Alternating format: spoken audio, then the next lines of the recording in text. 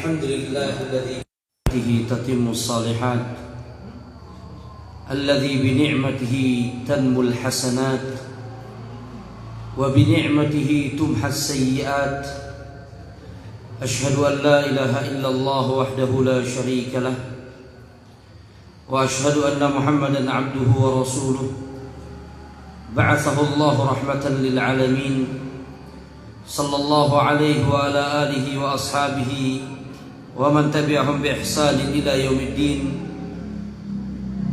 قال الله سبحانه وتعالى في كتابه الكريم: يا أيها الذين آمنوا اتقوا الله حق تقاته ولا تموتن إلا وأنتم مسلمون. معاشر المسlimin, jamaah salat tarawih di Masjid Al-Kahfi yang dimuliakan oleh Allah Subhanahu wa taala.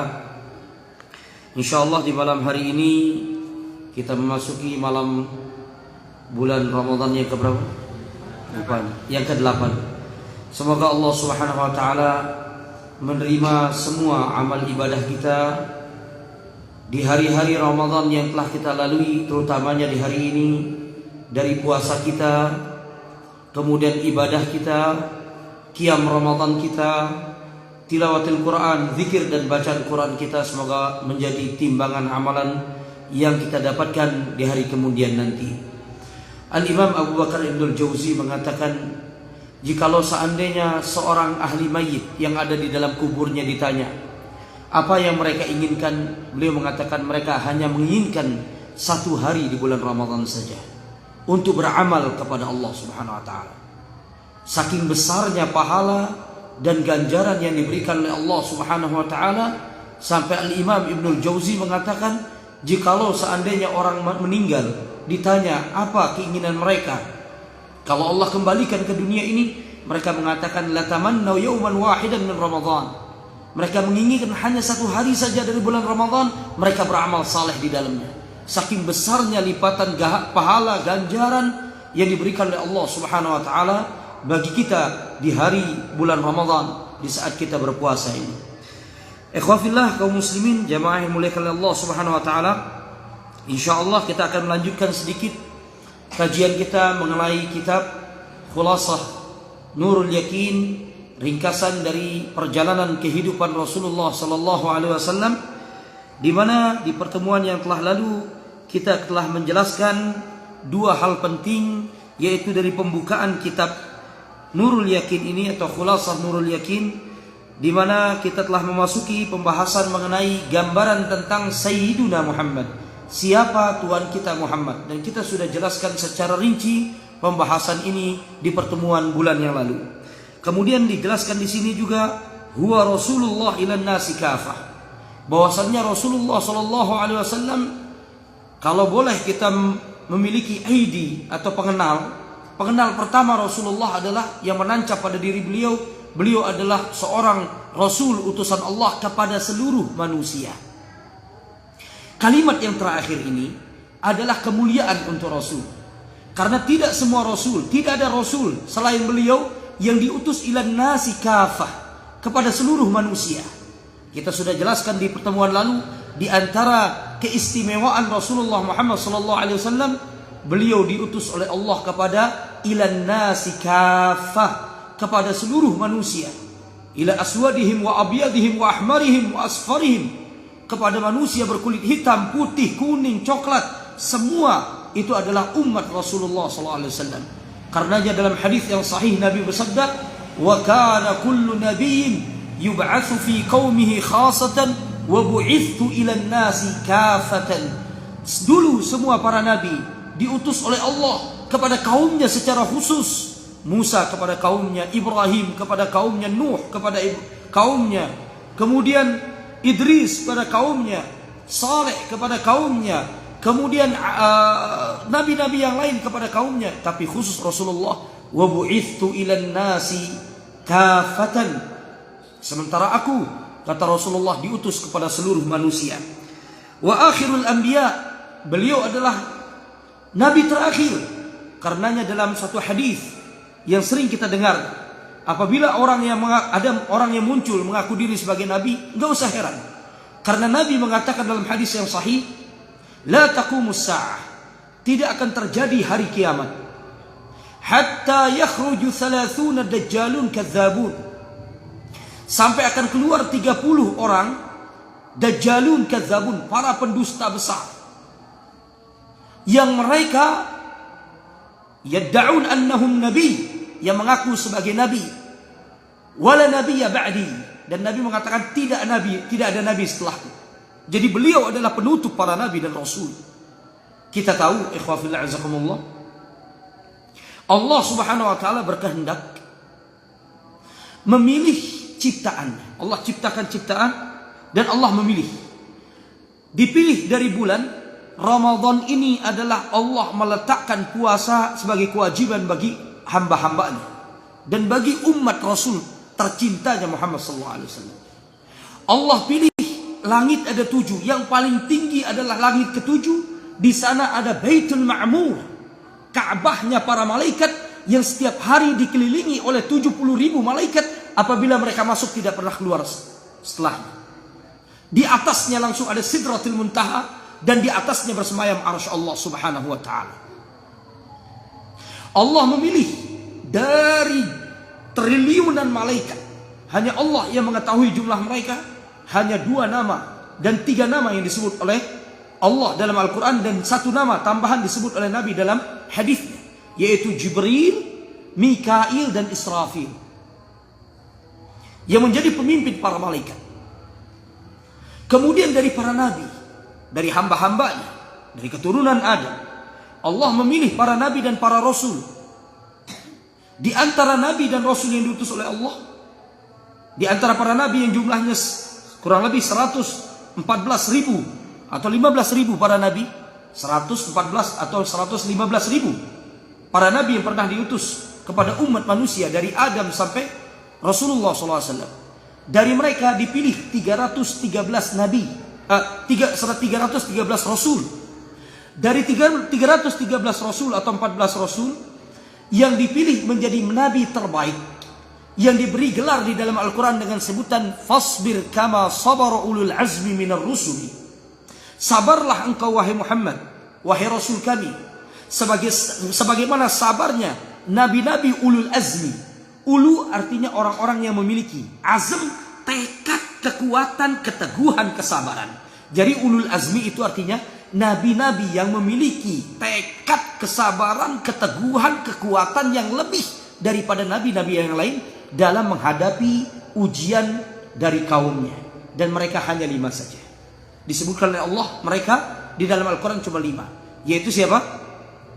Nuh alaihi salatu wassalam, Ibrahim, Musa, Isa, dan Rasul kita Muhammad SAW. Dari 5 orang ini tersaling ada 2 nabi yang paling hebat ujian dan perjuangannya. Hanya 2, yaitu 2 nabi yang berjuluk dari ulul azmi ini mengerucut lagi menjadi 2 nabi saja yang menjadi Khalilullah, 2 nabi kekasih Allah yang dekat dengan Allah karena ujian-ujian berat yang mereka terima dalam memperjuangkan agama Allah. Allah pilih di antara ulul azmi 2 rasul yang menjadi Khalilullah. Nabi SAW mengatakan dalam hadis yang sahih riwayat Imam Bukhari dan Muslim, innallaha qad ittakhadhani khalilan kama ittakhadha Ibrahim khalila. Allah telah menjadikan aku seorang kekasih dari rasul-rasulnya, dari hamba-hambanya, sebagaimana Allah telah menjadikan Ibrahim sebagai kekasihnya. Kemudian ikhwafillah azakumullah, dari 2 nabi ini hanya 1 nabi yang pernah Allah berikan kemuliaan di dalam hidupnya, bisa melihat surga dan neraka dan dinaikkan dalam kondisi hidup dan sadar ke lapisan langit ke-7 tanpa oksigen dan tanpa pesawat ulang-alik.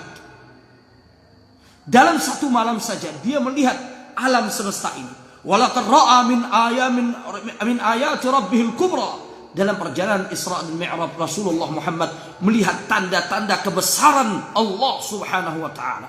Diperlihatkan kepada beliau surga, diperlihatkan neraka, diperlihatkan bagaimana umatnya di masa yang akan datang. Bertemu dengan para nabi dan para rasul. Perjalanan yang luar biasa. Nah, karenanya kaum muslimin dimuliakan Allah, maka Rasul kita yang mulia, beliau adalah penutup para nabi, dan apabila dikatakan penutup, dia adalah yang terbaik dan syariatnya, maka syariat yang paling lengkap dan paling sempurna. Kemudian pembahasan kita pada malam hari ini adalah bagian kedua dari kitab ini, di mana di sini dituliskan Ja'a bid-dinil Islami. Rasulullah Muhammad sallallahu alaihi wasallam datang dengan membawa agama Islam. Jamaah yang dimuliakan oleh Allah Subhanahu wa taala, sepulang dari sini tolong jangan lupakan kata-kata Islam. Camkan di hati antum supaya antum dan kita semua tidak dijebak oleh orang-orang pluralisme, sekularisme, di mana mereka mengatakan berarti Yahudi dan Nasrani orang-orang beriman. Karena kita tahu Ibrahim adalah bapak dari tiga agama ini. Maka kita dengarkan apa yang dimaksud dengan Ja'a bid-dinil Islami. Rasulullah datang dengan agama Islam. Sementara kita baca di dalam Al-Quran, Ibrahim, Nuh, kemudian siapa lagi? Musa, kemudian siapa? Isa. Selalu mereka mengatakan, dan jadikan aku sebagai orang yang Islam, sebagai seorang Muslim ya Allah. Wattawafani musliman, matikan aku, meninggalkan aku, wafatkan aku dalam keadaan Muslim. Para nabi agamanya adalah Islam. Maka para ulama mengatakan kita harus mengetahui dulu makna dari Islam. Makna dari Islam itu harus ada 4 hal. Yang pertama al-khudu, kerendahan hati, wal tadhallul wal iz'an, kepatuhan, ketundukan kepatuhan, wat ta'ah, dan ketaatan, wal inqiyad, serta hampir mirip maknanya, patuh, tunduk, taat untuk apa? Lillah, kepada Allah. Jadi Islam itu adalah ketundukan, kepasrahan, kemudian perasaan hina di hadapan Allah Subhanahu wa taala dalam melaksanakan perintah dan menjauhi larangannya. Inilah Islam dalam bahasa. Karenanya apabila dikatakan Ibrahim, Musa, Isa dan seluruh para nabi, agama mereka Islam, karena mereka adalah orang-orang yang patuh, yang tunduk, yang taat, yang menyerahkan diri kepada Allah Subhanahu wa taala dengan melaksanakan perintah dan menjauhi larangan Allah. Karena itu mereka disebut Islam. Tetapi Islam, kata para ulama, dibagi menjadi 2. Islamul 'am wa Islamul khas. Di dalam Al-Quran, kalau kita pecah ayat-ayat Al-Quran, maka akan keluar perkataan para ulama, Islam di dalam Al-Quran itu ada 2. Islam yang umum, yaitu Islam yang sandarannya adalah fa'buduni, menyembah Allah Subhanahu wa taala, tauhid. Semua para nabi tunduk, patuh, menyerahkan diri kepada Allah sebagai bentuk mentauhidkan Allah. Dasar agama para nabi itu tauhid. Ini maksud Islam yang dikatakan oleh Nabi Musa, Ibrahim, Isa dan seluruh para nabi sebelum Rasulullah. Tetapi Islam yang kedua adalah Islamul khas, Islam yang khusus, yang dibawa oleh nabi dengan syariatnya. Jadi ikhwah fillah azakumullah, seluruh para nabi itu agamanya satu, yaitu ketundukan dan kepatuhan kepada Allah dalam rangka mentauhidkan Allah. Jadi dasar agama para nabi itu tauhid, ikhwafillah. Ibarat orang mau bikin rumah, pondasi rumah ini seperti ini. Al-Kahfi, masjidnya dibongkar, pondasinya tidak dirusak. Inilah Islam. Tetapi kemudian ada dana, kita naikkan ke atas. Ini dalam istilah para nabi syariatnya. Setiap para nabi memiliki syariat berbeda-beda, disesuaikan dengan kondisi umat, disesuaikan dengan kondisi masyarakat di zaman itu. Nah, ketika Rasulullah datang, beliau tidak merubah pondasi ajaran para nabi, yaitu tauhid, mengesahkan Allah, tetapi yang berubah adalah syariat, yaitu bagaimana cara menyembah Allah. Salat dulu ada, puasa dulu ada, zakat, sedekah dulu ada. Semua amalan ibadah, berzikir kepada Allah dulu ada. Cuma bagaimana caranya berbeda-beda dari satu nabi ke nabi yang lain. Nah, cara menyembah Allah inilah yang disebut dengan syariat dan manhaj. Inilah yang disebut dalam istilah Al-Quran dengan syariah dan manhaj. Cara kita beragama, cara kita menyembah Allah itu berbeda-beda dari satu nabi ke nabi yang lain. Tapi yang mereka ajarkan satu, apa itu? Tauhid kepada Allah. Jadi bisa dipahami Bapak-Bapak sekalian? Jadi Islam di dalam Al-Quran itu dibagi menjadi dua. Ada Islam yang umum, yaitu ajakan untuk apa tadi? Tunduk. Apalagi? Patuh. Apalagi? Merendahkan diri dan menghinakan diri di hadapan Allah dalam melaksanakan perintah dan larangannya. Inilah Islamnya para siapa? Para anbiya, para nabi dan rasul sebelum Rasulullah. Tetapi Islam yang khusus ketika Allah berfirman, Inna dina indallahil Islam. Maksudnya adalah ayat ini turun penyebabnya ketika orang musyrikin mengatakan apa? Agama kamilah yang paling benar. Maka Allah menurunkan ayat ini, Inna dina indallahil Islam. Sesungguhnya agama yang paling benar di sisi Allah Islam. Islam di sini maksudnya bukan Islam yang umum, yaitu Islam yang dibawa, yang diajarkan oleh Muhammad sallallahu alaihi wasallam. Apa dalil jamaah dan bapak-bapak sekalian? Ajaran agama Islam ini, ajaran para nabi itu Islam, disebutkan dalam hadis yang sahih riwayat Imam Bukhari dan Muslim. Hadis ini sangat masyhur di mana Rasulullah mengatakan al-anbiya'u ikhwatun li'allatin dinuhum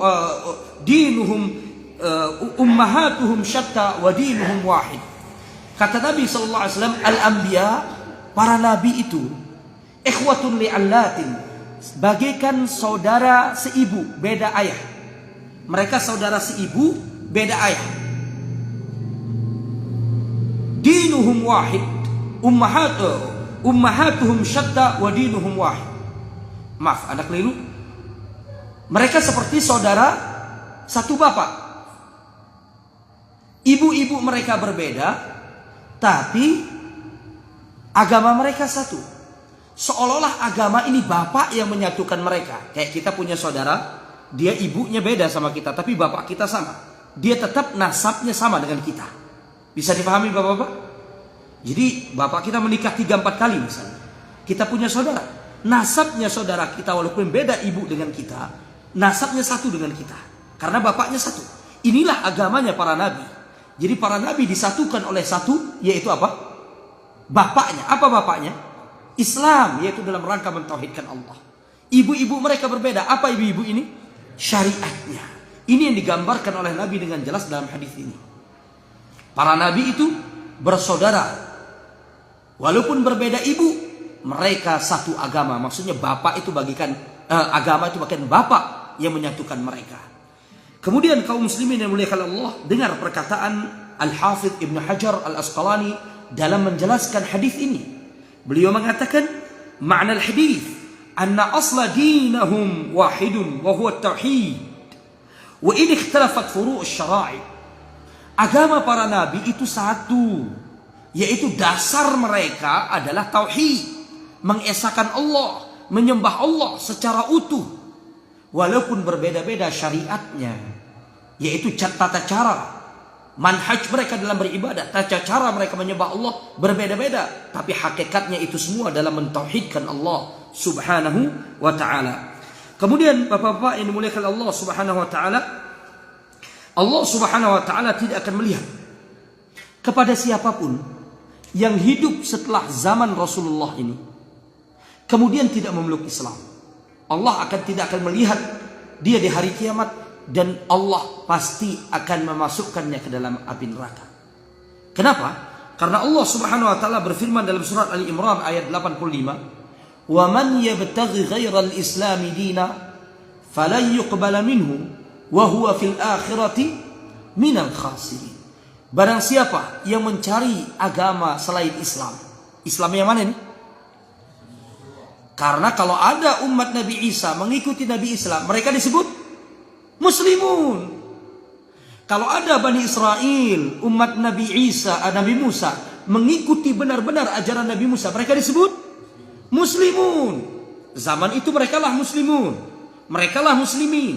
Zaman Nabi Isa, pengikut Nabi Isa, mereka lah Muslimin. Nah, yang dimaksudkan dengan ayat ini yaitu Islam yang dibawa oleh Nabi kita, Nabi Muhammad sallallahu alaihi wasallam. Karena syariat beliau penutup syariat para nabi dan para rasul.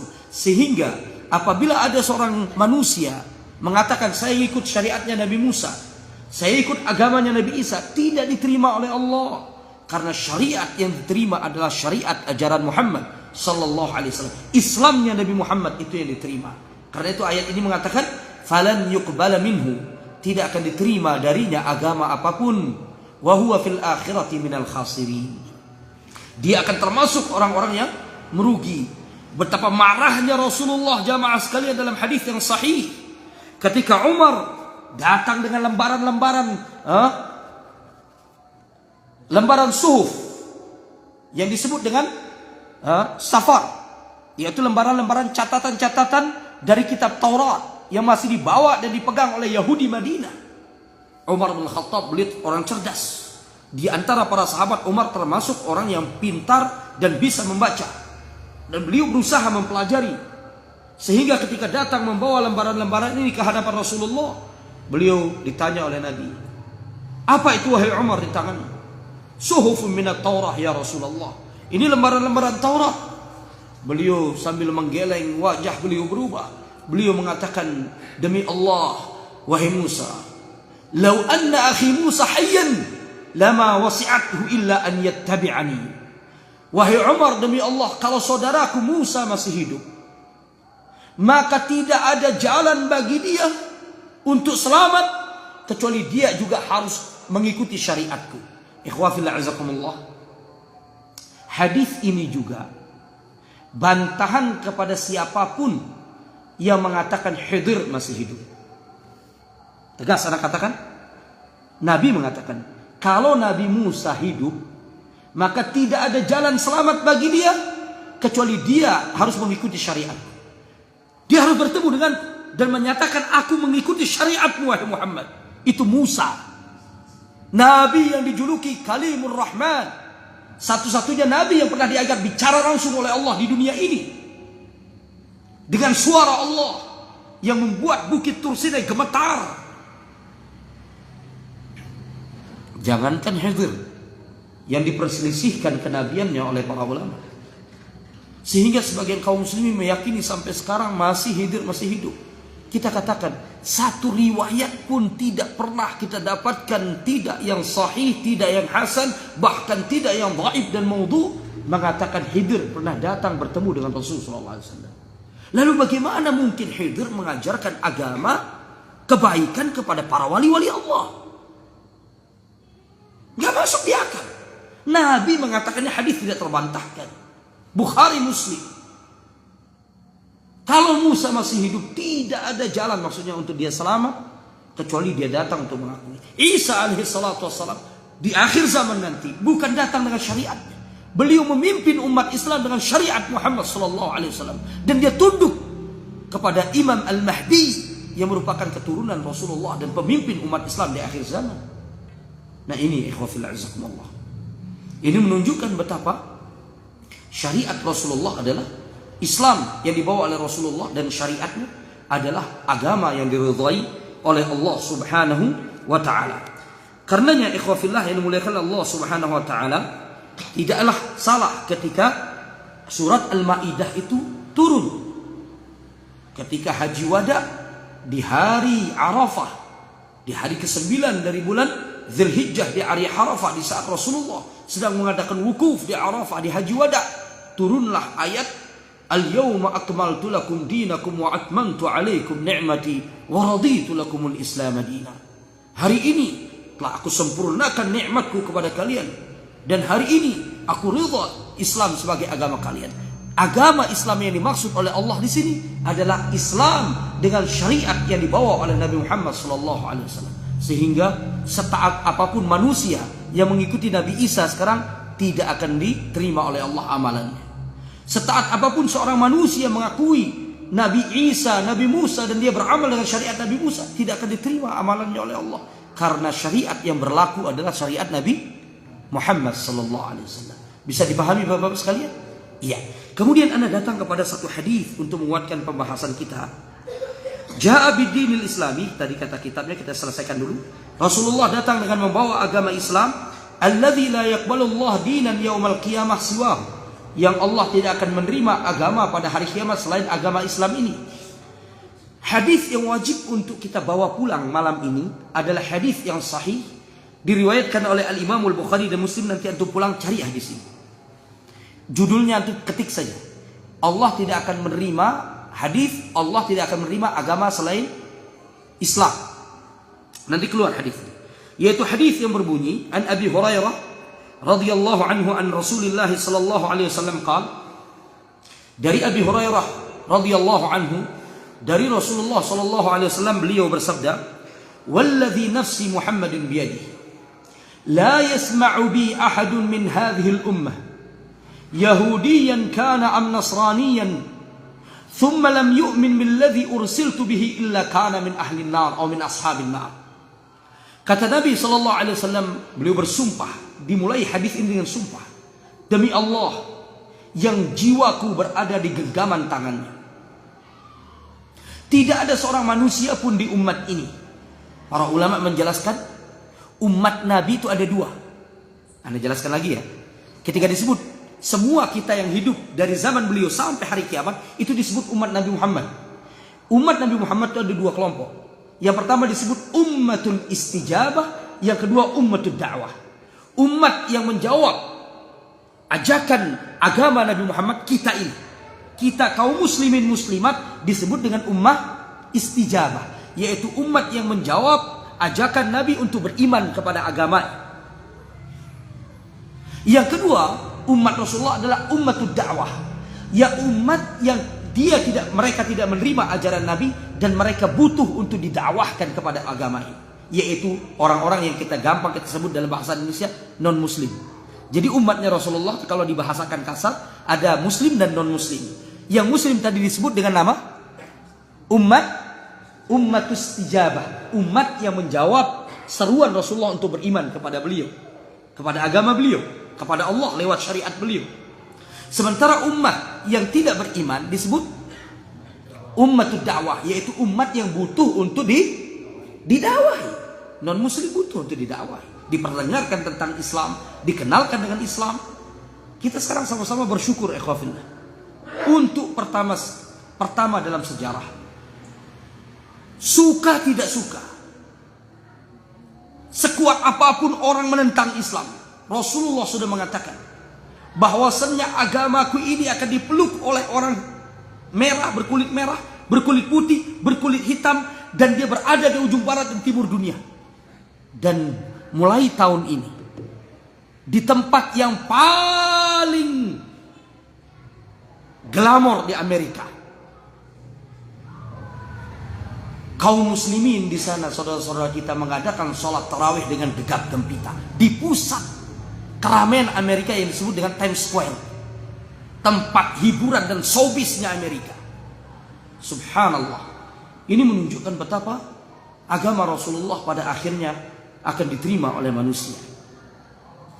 Nah, kaum muslimin yang dimuliakan Allah Subhanahu wa taala, Rasulullah mengatakan, la yasma'u bi, tidak ada seorang pun dari min hadhil ummah, dari umat ini mendengar, umat dakwah dan umat istijabah, mendengar tentang diriku, tentang agama dan ajaran yang aku bawa, kemudian dia tidak beriman dengan apa yang aku bawa, baik itu dia seorang Yahudi atau seorang Nasrani, kecuali dia akan masuk ke dalam neraka, dia akan menjadi penghuni neraka, kata Rasulullah. Nah, mari kita dengar penjelasan para ulama tentang hadis ini. Faedah pertama dari hadis ini, jamaah ini dimuliakan oleh Allah Subhanahu wa taala. Yang pertama, manfaat pertama dari hadis ini, yaitu hadis di mana Nabi bersumpah, demi Allah yang jiwaku ada di genggaman tangannya, tidak ada seorang manusia pun dari umat ini, umat istijabah dan umat dakwah, yang sudah beriman ataupun yang belum beriman, yang mendengar tentang agama ini, tentang ajaran Islam, baik dia seorang Yahudi atau Nasrani ataupun agama yang lainnya. Kenapa disebut Yahudi dan Nasrani? Kenapa enggak di Majusi? Kenapa enggak Buzi? Kenapa enggak agama yang lain? Kok yang disebut oleh Nabi Yahudi dan Nasrani? Para ulama mengatakan Nabi menyebutkan dua agama ini karena dua agama inilah agama yang paling dekat dengan Islam zamannya, yang dulu mendapatkan kitab, yang kita sebut dengan ahli kitab. Sampai Nabi mengatakan, jangankan manusia yang tidak mendapatkan kitab, Yahudi dan Nasrani yang mendapatkan kitab pun, kalau tidak beriman denganku, dia akan dimasukkan oleh Allah dari penghuni neraka. Apalagi yang lain yang tidak mengikuti ajaran para nabi dan rasul sebelumnya akan lebih berhak, kata Nabi. Nah, hadis ini faedah pertamanya adalah al-haditsu dalilun ala naskhi jami'ir risalat bi risalati Muhammadin sallallahu alaihi wasallam. Hadis ini memiliki faedah. Faedah pertamanya, hadis ini menunjukkan bahwasannya syariat Nabi Muhammad telah menghapuskan seluruh syariat Nabi dan Rasul sebelum beliau. Sehingga apabila seorang manusia beramal dengan syariat Nabi dan Rasul sebelumnya, itu tidak akan diterima oleh Allah Subhanahu wa taala. Kemudian dikhususkannya Yahudi dan Nasrani dalam hadis ini karena mereka lah orang-orang yang mendapatkan kitab sebelum kaum muslimin. Yahudi umatnya Musa, Nasrani yang menganggap diri sebagai pengikut Isa alaihi salatu wassalam. Nah, kalaupun mereka nanti tidak beriman kepada Nabi, mereka akan jadi penghuni neraka. Apa orang-orang selain mereka, gitu pemahaman. Kemudian yang kedua, ikhwafillah yang muliakan Allah Subhanahu wa taala, faedah dari hadis ini, al-haditsu dalilun ala anna risalat an-nabi sallallahu alaihi wasallam ammatun li jami'in nas ila qiyamis sa'ah. Sesungguhnya risalah Nabi, agama Rasulullah itu agama yang menyeluruh, yang universal, agama global bagi seluruh umat manusia. Dan subhanallah, ikhwafillah yang muliakan Allah Subhanahu wa taala, dengan zaman ini kita punya keuntungan. Ana terkadang suka kalau iseng-iseng muncul di beranda ana tuh reaksi-reaksi orang-orang luar Islam mendengarkan Al-Quran. Dulu wajah Islam ini buruk sebelum adanya penemuan media seperti YouTube, seperti internet. Informasi hanya didengar dari media. Wajah Islam itu begitu buruk di Amerika, begitu buruk di Eropa. Sekarang fitrah manusia itu akan terbuka hanya dengan mendengarkan Al-Quran. Beberapa orang begitu mendengarkan Al-Quran menangis, padahal mereka ditanya apa ini, tahu nggak kira-kira? Mereka mengatakan tidak, tapi saya merasakan ketenangan yang luar biasa. Allahu Akbar. Subhanallah, jamaah yang muliakan Allah Subhanahu wa taala. Antum coba buka di YouTube reaksi non muslim mendengarkan Al-Quran, antum ketik gitu. Antum lihat orang sampai kadang meneteskan air mata, subhanallah. Sementara kita kadang-kadang imamnya sudah merdu tadi sholat, masya Allah, kita masih ngantuk gitu. Masih sudu. Subhanallah. Nah, inilah ikhwafillah azakumullah. Kemudian selanjutnya ikhwafillah, pelajaran yang ketiga yang kita dapatkan, dan ini sesuai pelajaran kedua tadi, bahwasanya ajaran Nabi menyeluruh untuk semua alam semesta, itu dikuatkan dengan hadis yang tadi kita bacakan, wa kana kullu nabiyyun yub'atsu fi qaumihi khassa wa bu'itsu ila nasi kafah. Seluruh nabi diutus kepada kaumnya secara khusus, sementara aku diutus kepada seluruh umat manusia, kata Nabi. Dan ayat Allah mengatakan apa? Wa ma arsalnaka illa rahmatan lil alamin. Kami tidak mengutusmu wahai Muhammad kecuali menjadi rahmat, pemberi kasih sayang untuk apa? Untuk alam semesta. Apa itu alam? Di dalam bahasa Arab dan di dalam pengertian Islam, alam itu disebutkan oleh para ulama, kullu ma siwallah fahuwa alam. Selain Allah itu di alam semesta ini disebut alam. Selain Allah. Jadi Nabi Muhammad diutus kepada jin, kepada manusia, kepada binatang, kepada tumbuh-tumbuhan, kepada seluruhnya syariat Rasulullah. Nah, ini jamaah sekalian. Kemudian faedah yang ketiga dari hadis ini adalah, ini penting untuk kita ketahui. Ini masalah ini oleh-oleh yang sangat berarti bagi antum di malam hari ini. Pelajaran ketiganya disebutkan di sini, al-haditsu fi mafhumihi dalilun ala anna man lam tablughu ad-da'wah fahuwa ma'dzur. Di dalam hadis itu ada pengertian yang tersirat dari Nabi, bahwasan siapapun di zaman ini kalau sama sekali tidak pernah mendengar dakwah, ajaran syariat Nabi Muhammad, dia nggak pernah dengar tentang Islam sedikit pun, ma'dzur, dia akan dimaafkan oleh Allah. Orang di pedalaman Amazon, di Amerika Latin, dekat Brazil, Argentina, Paraguay, Uruguay, ada Amazon. Ada masyarakat-masyarakat, kalau kita di sini Dayak, yang pedalaman sekali. Kalau mereka belum mendengar Islam, mereka meninggal. Mereka, kata Ibnul Qayyim, berbeda pendapat para ulama menjadi 8 pendapat. Tolong tuh dengar baik-baik. Orang yang belum mendengar Islam, ini dimasukkan pula, dicatat baik-baik. Ini dimasukkan oleh para ulama pula, anak-anak orang yang meninggal tapi dia kafir. Anak-anak kecil orang kafir yang meninggal, ini masuk dalam perkara ini. Ada ulangi lagi. Orang yang belum mendengar syariah Islam, ajaran Islam, kemudian dia meninggal, termasuk anak-anak orang kafir yang meninggal dalam keadaan fitrah, yang belum baligh, belum dia meyakini kebenaran agama orang tuanya.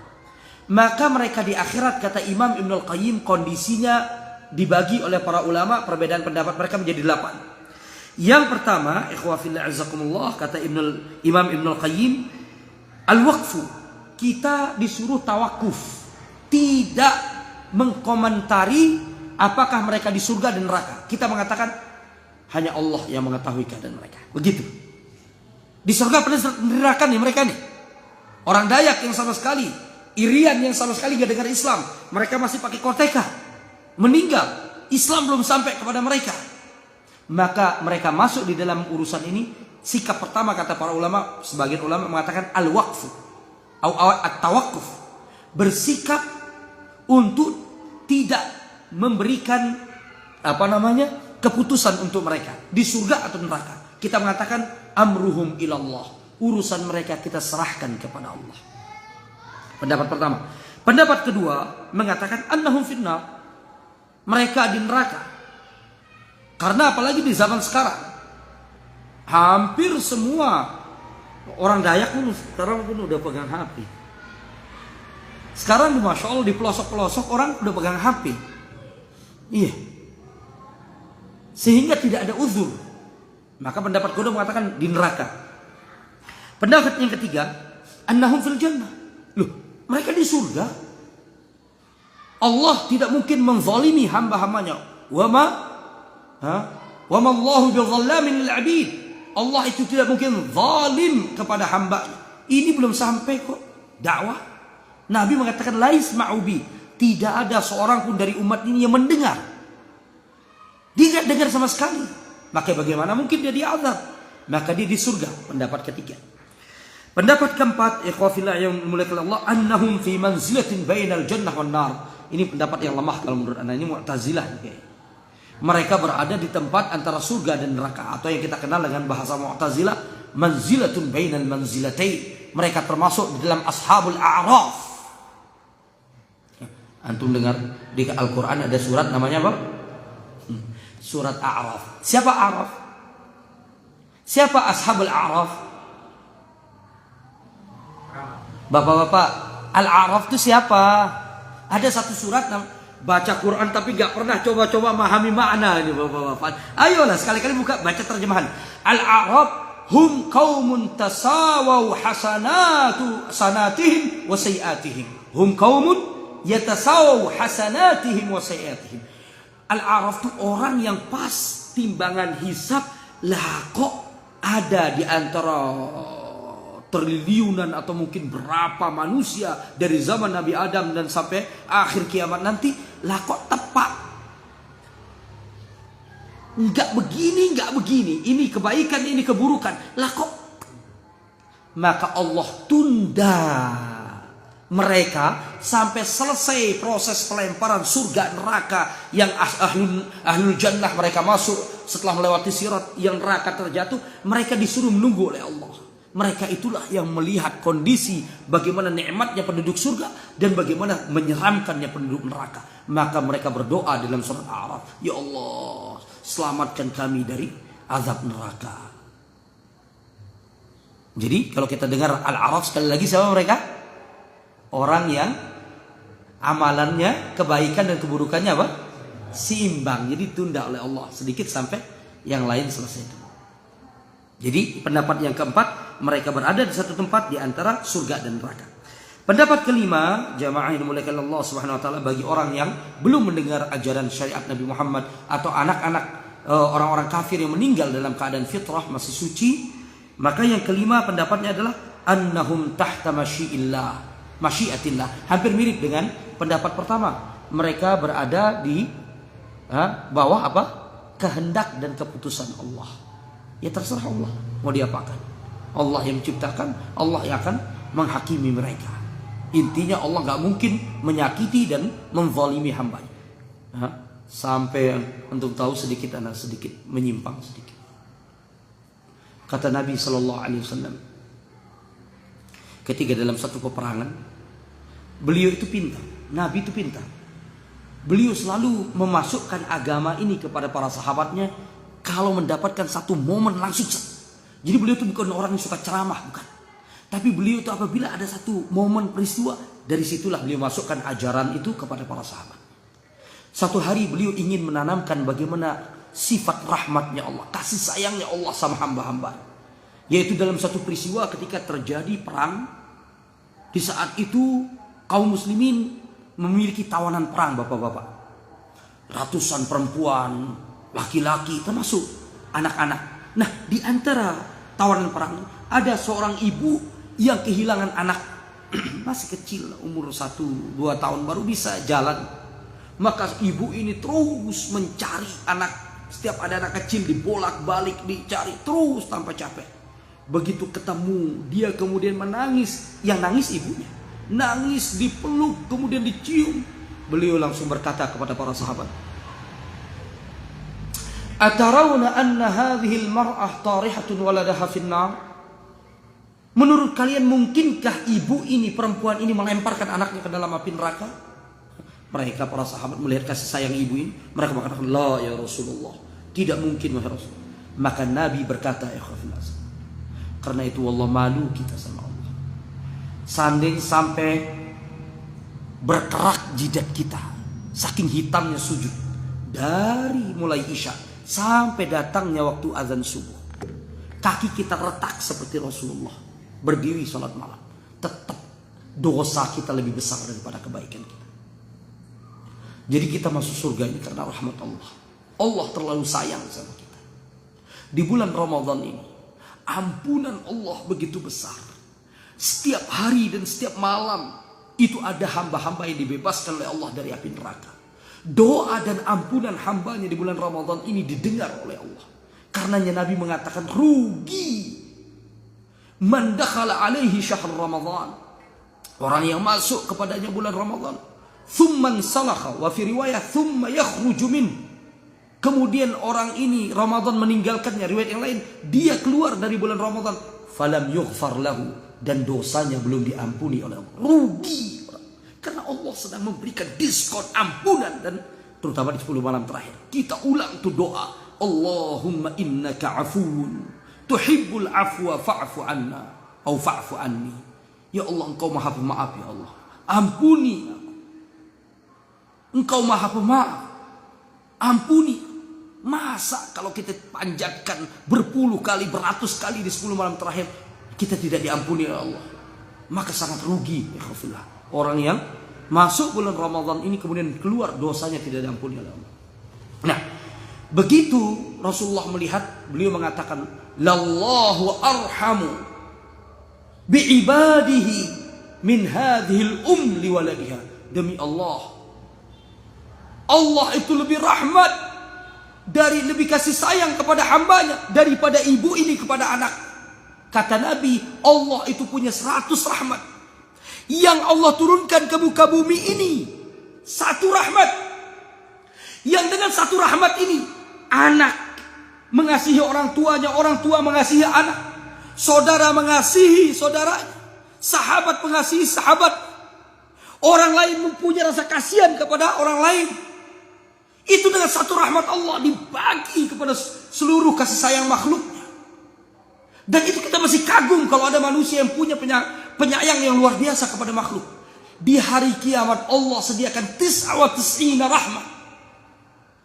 Sampai disebutkan oleh Al-Imam Ibn Al-Qayyim, hatta yatatalla'u iblis fi dhalikal yawm Yatamanna wa yarju rahmatullah. Sampai iblis itu berharap dapat rahmat Allah. Saking besarnya rahmat Allah pada hari kiamat.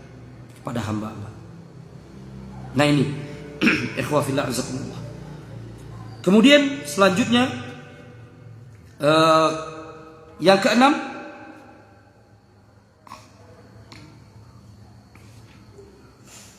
Nah ini yang keenam agak lucu pendapatnya.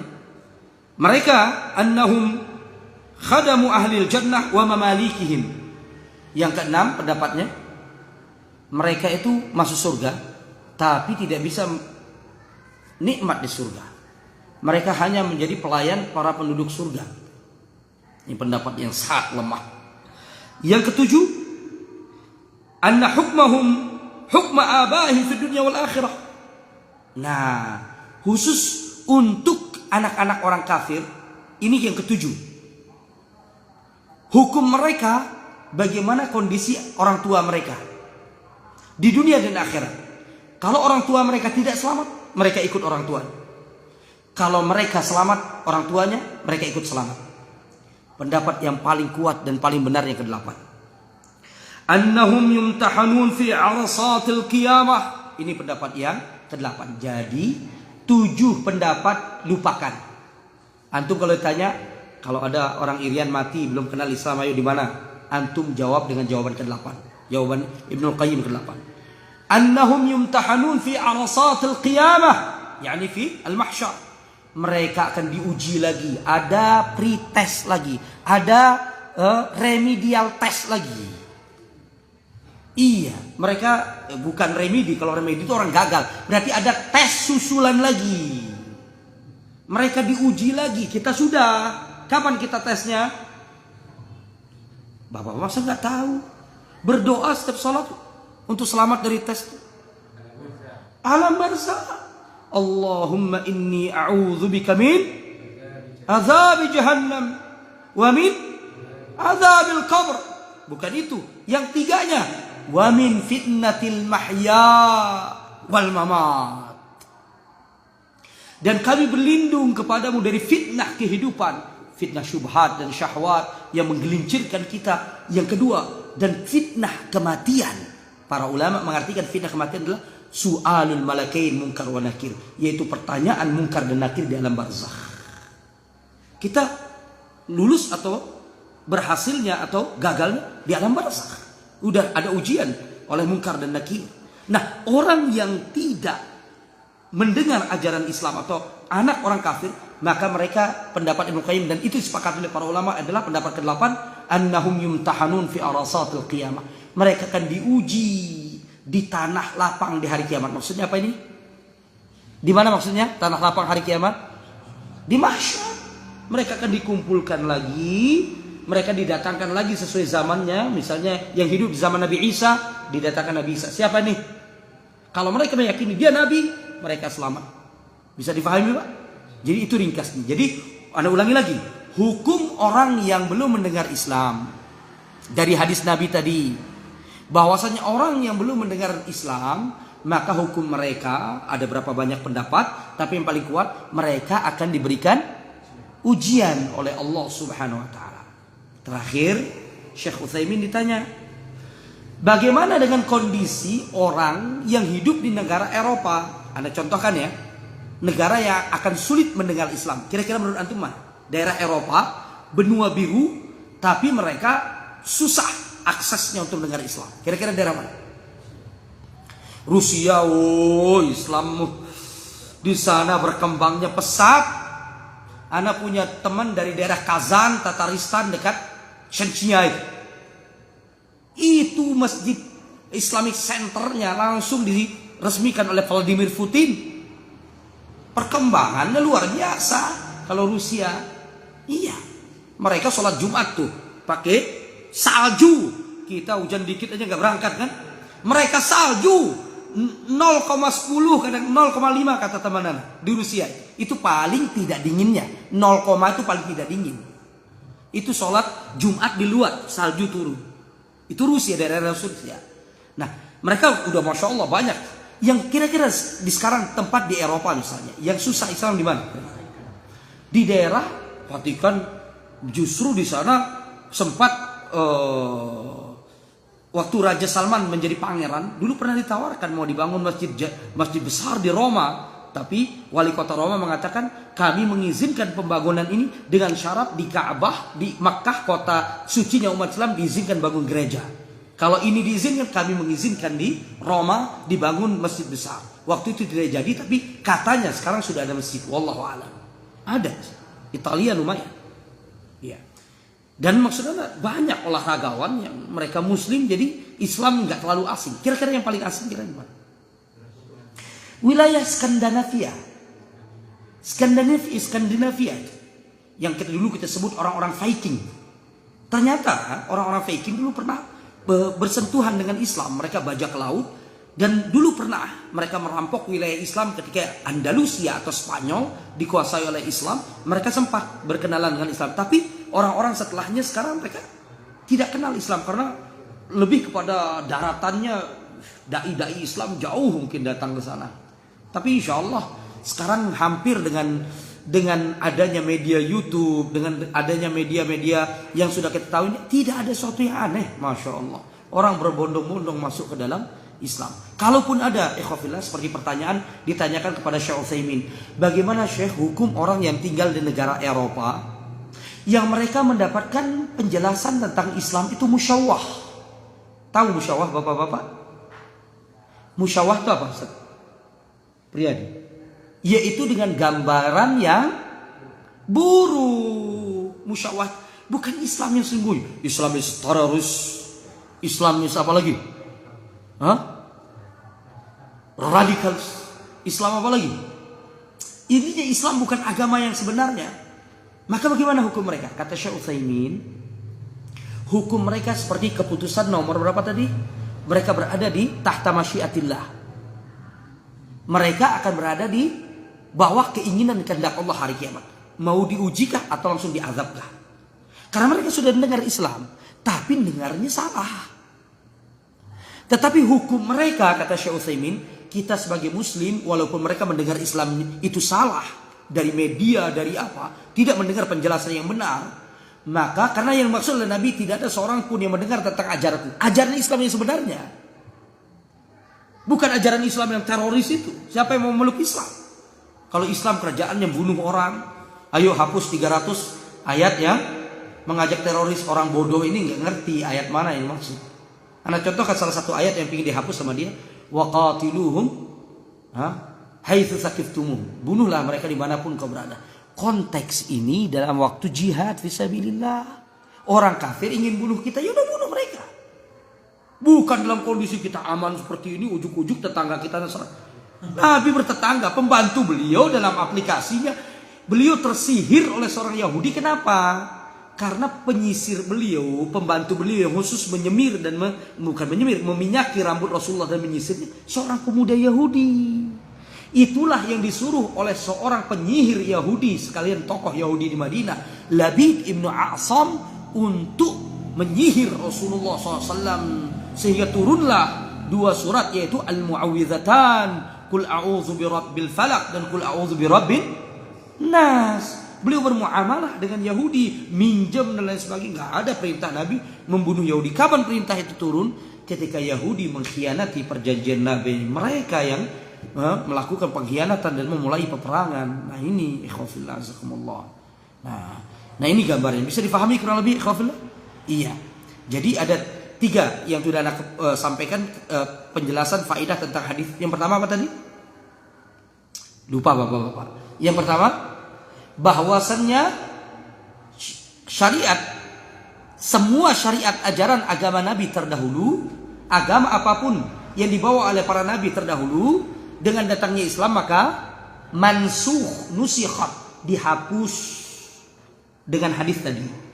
Yang kedua, faedah dari hadis tadi, tidak ada seorang pun dari umat ini yang mendengarkan tentang Islam, tentang ajaran yang aku bawa, dia Yahudi atau Nasrani atau apapun, kemudian tidak beriman kecuali dari penghuni neraka. Yang pertama tadi, semua agama sebelum Nabi dihapus dengan datangnya ajaran Nabi, karena tidak berlaku, penghuninya neraka. Yang kedua apa tadi? Faedah pentingnya, Nabi ini adalah Rasul untuk seluruh umat manusia secara umum, bahkan kepada alam semesta, kepada bangsa jin bahkan. Ats-tsaqalain, dua makhluk yang berat yaitu jin dan manusia, itu diutus kepada mereka Nabi sallallahu alaihi wasallam. Kemudian yang ketiga, faedahnya apa barusan kita sampaikan?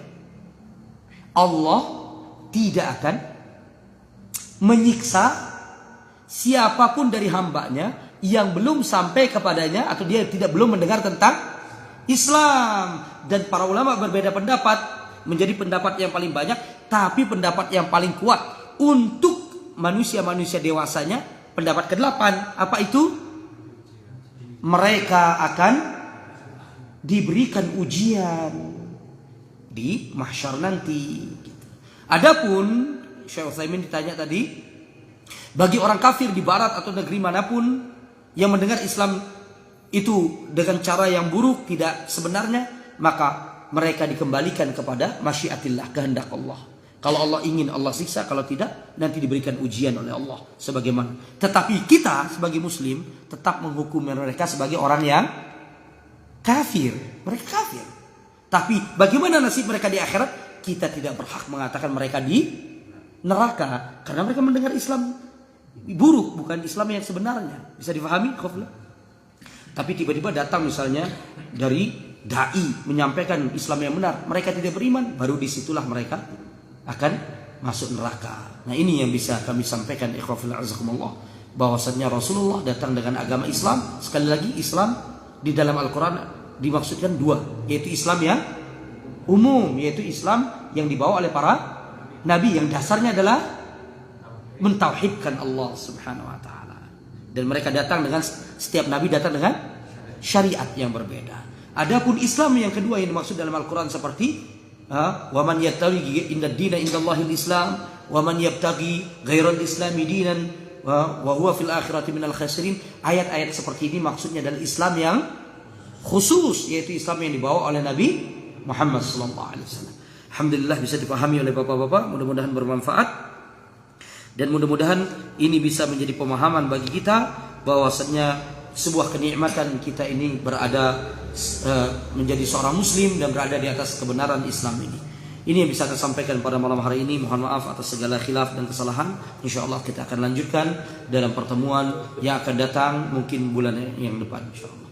Ini yang bisa kita sampaikan. Subhanakallahumma rabbana bihamdik, asyhadu an la ilaha illa anta astaghfiruka wa atubu ilaik. Wa sallallahu ala nabiyyina Muhammad wa akhiru da'wana alhamdulillahi rabbil alamin. Tsumma assalamu alaikum warahmatullahi wabarakatuh.